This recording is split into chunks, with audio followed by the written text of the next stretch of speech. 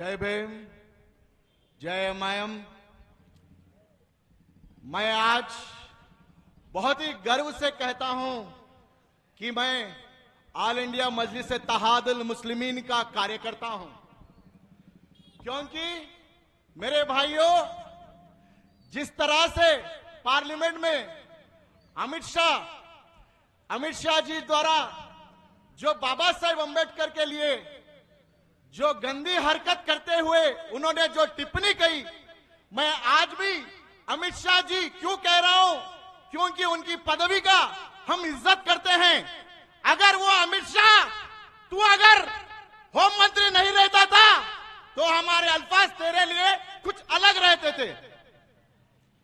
आज पूरे भारत देश में जिस तरह से अमित शाह ने बाबा साहेब अंबेडकर के ऊपर टिप्पणी की, पूरे भारत देश में आंदोलन चल रहा है मेरे भाइयों, मगर पूरे तेलंगाना शांत है, आपका हैदराबाद शांत है।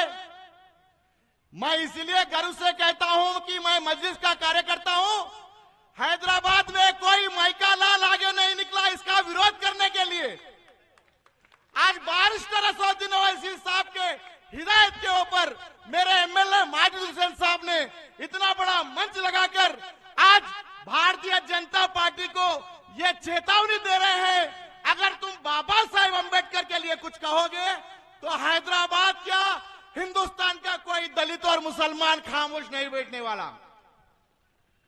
मेरे भाइयों, बहुत ही तकलीफ के साथ और अफसोस के साथ कहना पड़ता है, क्योंकि आज जो बाबा साहेब अंबेडकर की दी हुई जो रिजर्वेशन के द्वारा हर पार्टी में एमएलए, एमपीज, एमएलसी, कॉर्पोरेटर्स और अनेकों प्रकार के सरकारी नौकरियों पे चढ़े हैं, मैं उन्हें कहता हूं आप लोगों को शर्म आनी चाहिए, क्योंकि जिस बाबा साहेब अंबेडकर जी की दी हुई संविधान के द्वारा आरक्षण की भीख में जिस तरह से आप MLA, MP, corporator, IAS, IPS जितने भी बने, आप लोग एक आवाज तक नहीं उठा रहे।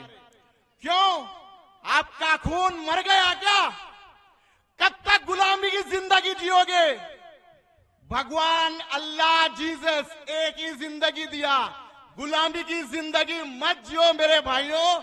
जिस तरह मेरे बाबा साहेब अंबेडकर ने इन हरामियों को हराकर इस देश में संविधान लागू किया, उसी तरह मेरे कायद नकीबा मिल्लत अल हज बैरिस्टर असदुद्दीन ओवैसी साहब ने जिस तरह पूरी पार्लियामेंट में 343 लोगों के बीच में जय भीम, जय मीम, नकबीर, अल्लाहू अकबर के नारे देते हुए संविधान की शपथ लिए पार्लियामेंट में, उस तरह मर्द बनने की कोशिश करो जितने भी दलित के एमपी, एमए, एमएलए से।